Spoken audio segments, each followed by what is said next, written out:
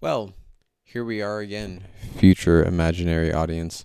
Um, I don't know. People might be starting to watch this soon.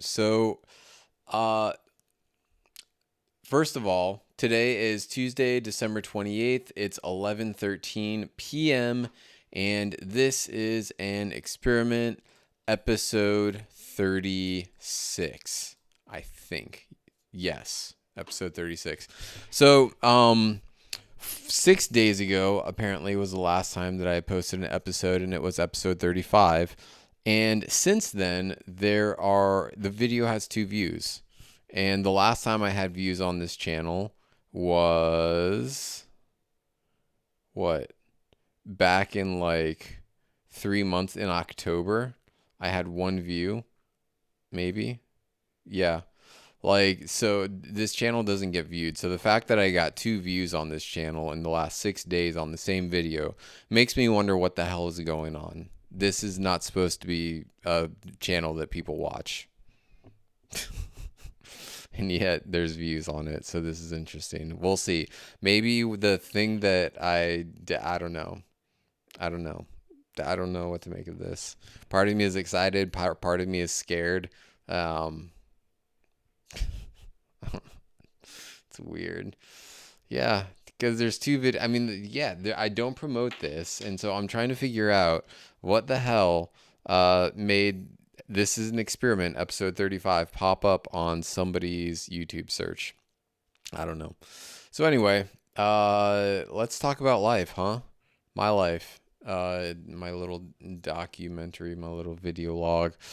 So man, I was on a roll for a hot minute. I cut all the trash out of my life basically. And then one night, this was like when I was probably a solid like 10 days into a really solid dopamine detox. And I just like I was so antsy, and I ended up going out. I mean, I didn't go out and drink or anything. All I drank water. But it was a jam night at a bar, and so I went in. Basically, it was like live band karaoke for me. It wasn't good. I realized how out of practice I am with singing, that I can't really sing that well anymore because I stopped practicing. Makes sense. It's one of those things, you don't use it, you lose it. So anyway, so I went out and I didn't get back till probably close to maybe 12:30 or 1. I almost stayed later too. But then I had to cut out. Oh, shoot. I had to cut out though. And this was Wednesday before Christmas. And it ended up being like a whole backslide because it started with going out, but then going out meant that I was out later. And then I woke up the next day, and but because I'd been used to waking up at an earlier time, when I woke up naturally when I usually wake up, and couldn't really go back to sleep, and I was like, okay, cool, I'm just gonna get to work on a Thursday. And then but I was like under rested basically. I didn't get enough sleep because I got home late. And then I ended up drinking some coffee. Not just drinking some coffee. I decided to switch to decaf. So I had like some decaf with like 2 scoops of decaf with a scoop of caffeinated. And that's a bad idea because then Friday I drank coffee, and it wasn't just like decaf and calf. I was just like, fuck it, I'm really tired, so I'm gonna drink my coffee again. And I got a lot of work done.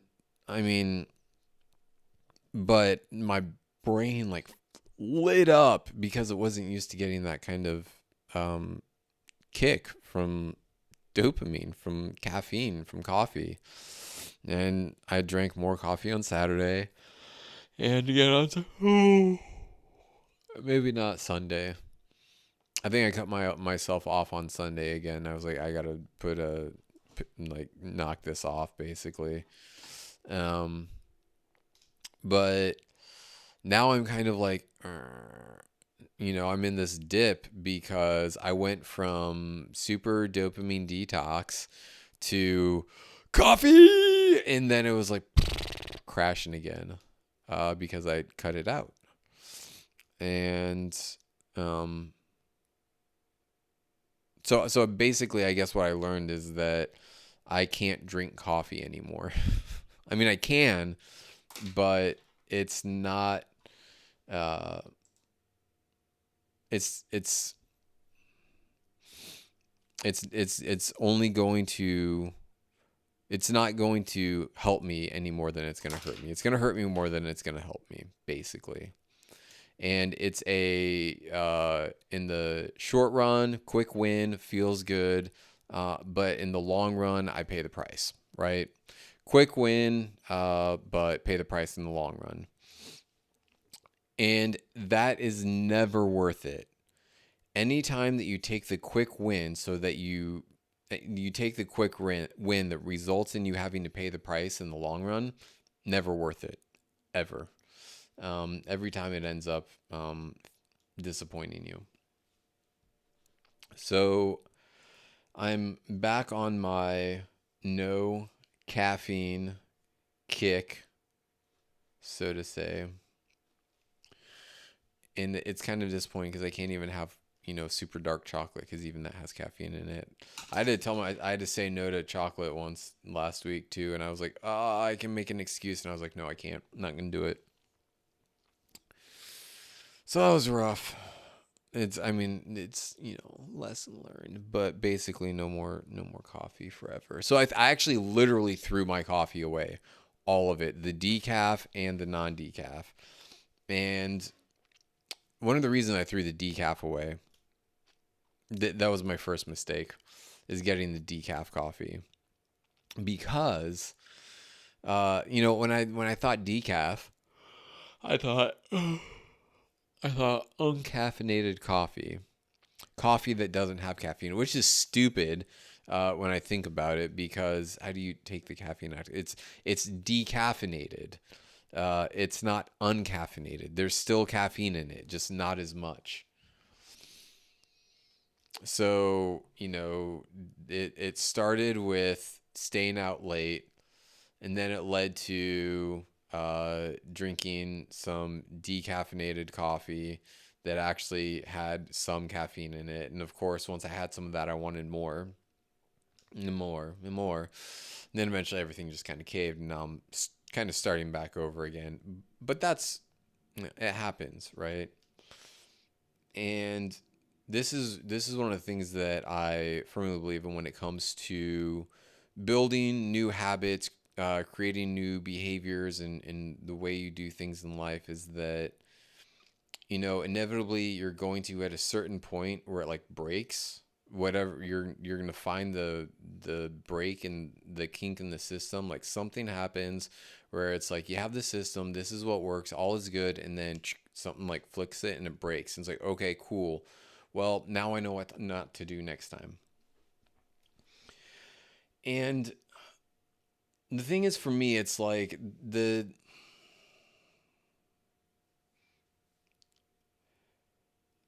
what I've really had to embrace with this is, I mean, here's the thing. There's nothing wrong with chasing dopamine for your entire life if that's what you want to do. There's nothing wrong with that. You want to, you know, eat sugary shit all the time, and binge on Netflix, and excuse me, binge on Netflix. You want to, scroll through TikTok for an hour and a half or 2 hours, or whatever, whatever it is that you want to do that just keeps you go smoke a bunch of weed, get drunk, whatever. You want to do that stuff, that's fine. It's okay. There's nothing wrong with that. But uh, what I've learned for me is that in order to have the drive and the focus necessary for me to do the things that I want to do to the level that I want to do them, like it isn't compatible. At all. It's kind of an all or nothing. It's a which I hate the fact that it is that way, but I mean, and that's for me. Okay, this is just for me and the way that I optimize and what I know that I'm capable of. One of the things that I think is true is that lots of people don't realize what they're actually capable of, and they would realize that if they just cut all the shit out of their life. It's That's how I started realizing what I was capable of. Is I started cutting shit out of my life. The more shit I cut out of my life, the more I realized I was capable of doing more. So at any rate, what I've learned is that I can't I can't be a weekend warrior, so to say, where I 5 or 6 days out of the week I'm strict and all's good, and then like on the weekend or whatever I have one day where I kind of like get loose or whatever, because the amount of time that it takes for me to recover from that getting loose is it just cuts away from productivity. And not everything is about productivity. It's not about doing that stuff. I mean, here's the thing, it's like, what do you value most, right? What's most important to you? And for me, what's most important to me is finding a way that I can pull people out of a unfulfilling existence. Well, not do it myself, but help find a way for people to pull themselves out of an unfulfilling existence, or a false sense of that's the word I'm looking for. It's a false sense of almost reality, I guess. Not even just false sense of reality, but a false sense of pleasure in like what is meaningful in life, and all of that, because I'd been sucked into that whole wormhole for a long time, that whole vortex of trash, and I wasted so much of my life on it, in it. And it's like, and so for me, it's like finding the way to give people a pathway out of that, I guess. And I'm not where I need to be to create that entirely. I mean, I get closer every day,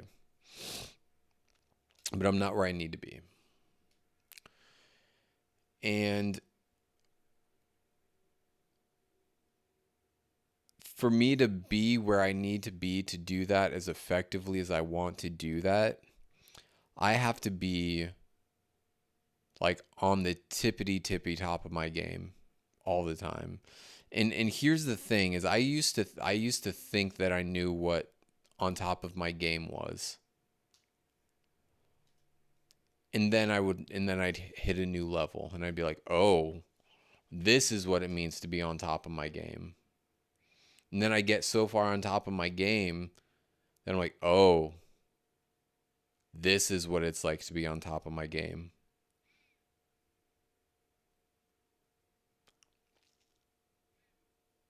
And the thing is, it's like once you hit the top of your game, you hit that new level, you hit that new personal best, and how you operate and how you think, how you process, how you live. Um, if you try to go back and do that same thing with a different set of circumstances, it doesn't work. It just doesn't. I know that. I've known this. And I think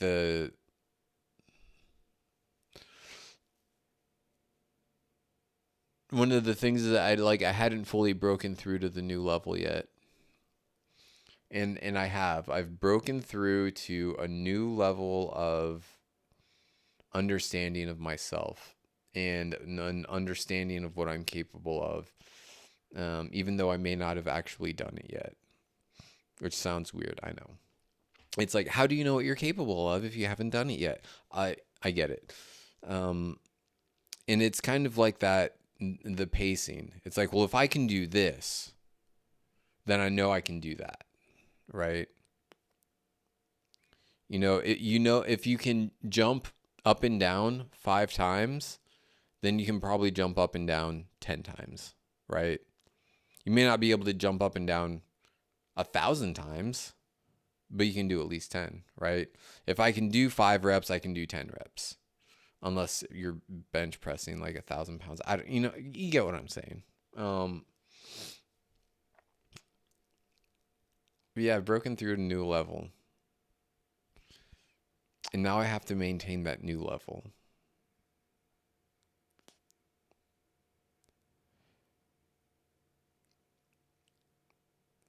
I've been like, and as I say that, I feel like I've been fighting this breakthrough, and it's, and then there's the question, well, what if I didn't fight it for so long and I just let it happen or whatever? Here's the thing, I was pretty close, and then the whole cult thing happened. I really shot myself in the foot with that.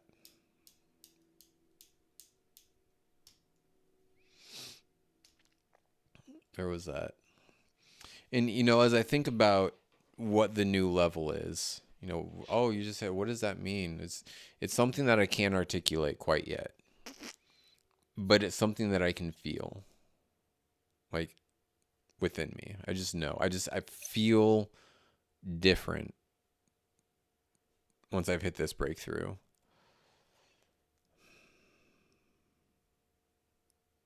And I think part of it is just the clarity of not chasing dopamine and stupid stuff anymore. And it's one of those things that some things you think are really important until you stop engaging with them and you start to realize how irrelevant they truly are. You think it's important because you're constantly engaging with it, but when you separate yourself from it, you're like, oh, this really isn't that important. This isn't as big of a deal as I thought it was, or whatever. Sorry, I've got the hiccups. Um,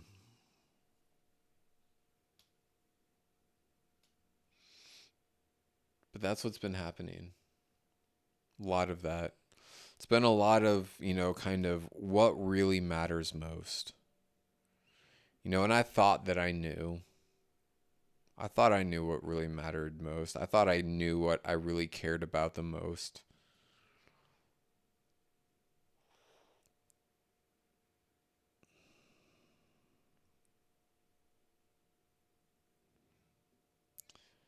And it could be on the one hand, I could say that I was lying to myself about it, or on the other hand, uh it could be that I just thought I wanted something that I didn't. I don't know. I didn't, and I don't even know if I can clearly articulate it quite yet. Like, what does matter most? And it hasn't, and as I reflect on this question of, articulating, rather, it's kind of like asking myself in my head, well, can you articulate what matters most? And what I ultimately started thinking was, well, maybe I can't articulate what does matter most quite yet, but what I can articulate is all of the stuff that doesn't matter. It just doesn't. I can articulate all of those things. And I'm still working on breaking from it. Um, Still working on that.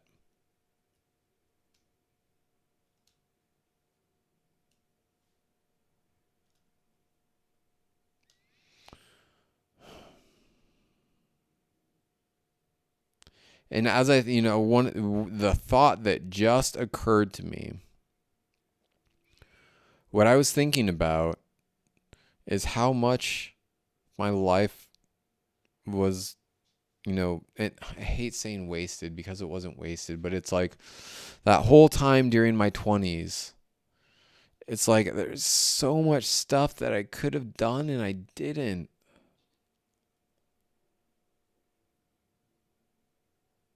And it makes me kind of sad it wasn't wasted, but it was lost. All that time, 10 years. Learned a lot, sure, but I think about,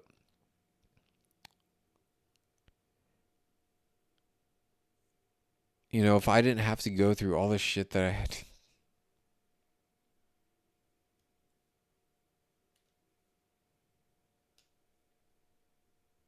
where would I be now?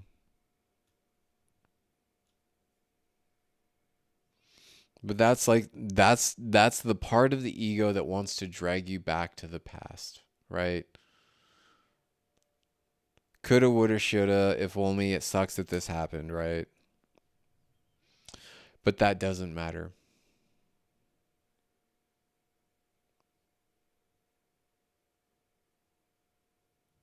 It creeps in and it wants to creep in and it wants to say, "Wah," and I get it. I'm envious of the kids that are going through their 20s right now, or they're like, they're right now in their early 20s, or maybe they, hit their, early 20s somewhere, around, you know, 2015 or whatever, or they're in their mid 20s now or something like that. The reason I'm so envious of them is because they're living in a time where personal development and self-care and growth and wellness and well-being is trending. And not only is it that, not only is it trending, but there's a near infinite amount of resources available to learn about all of these concepts right at the fingertips on your phone. YouTube channels all over the place, and social media accounts, and books and all of that stuff. But and it's all just a click away. And it's like, if I would have known that even existed, that was even a thing, right?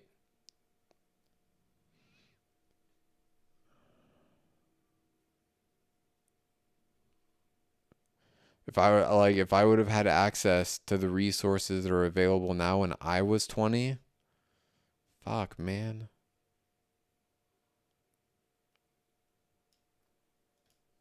But I didn't have access to that. When I was 20, YouTube was, cartoons and prank phone calls and you know, hidden camera thing. There's just nothing really of value.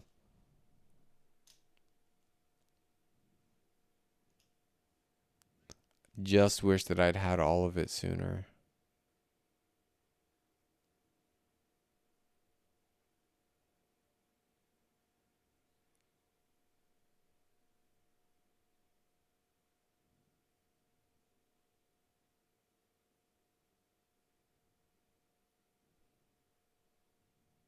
And here I am, getting sucked back into that place.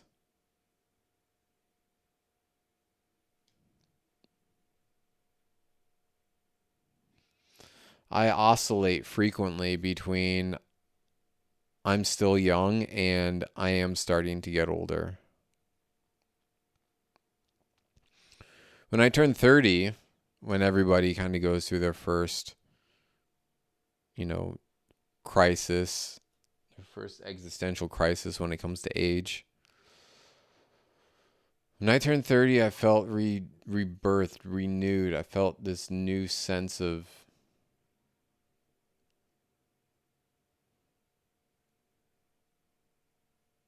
vigor in my life.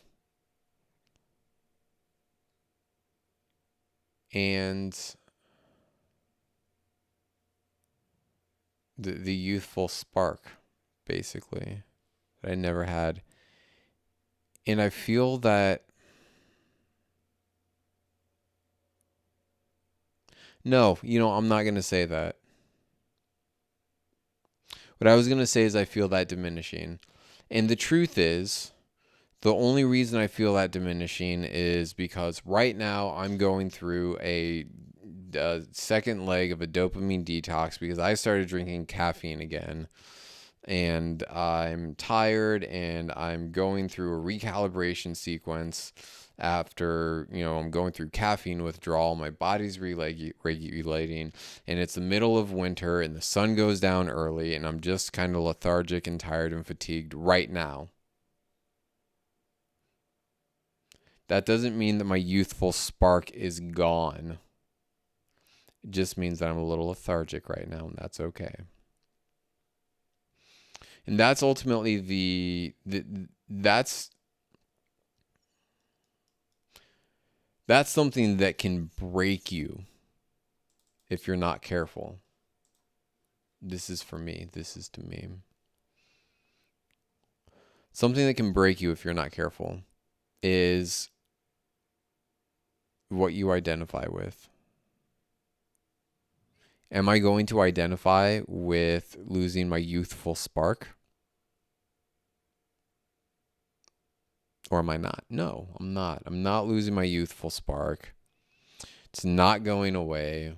I'm still young. I'm not getting older. I'm just tired because it's 11:40 at night and I'm going through caffeine withdrawal. And then once that's over, once the caffeine withdrawal's over, I balance my body chemistry again and I get my diet locked in. Not that I've been eating poorly, because I haven't really been eating much gross stuff. I don't know if I've been eating enough calories. That's kind of where I'm at for today. Haven't lost my youthful spark. I'm just fucking tired. Be careful. Mind plays tricks.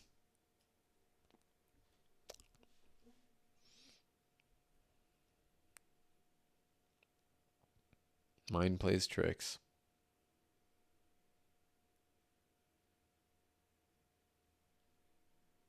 So you know what I'm going to do? I'm going to go to bed. Today is Tuesday, December 28th, 11:41 p.m. This is an experiment. I'll catch you next time. Peace.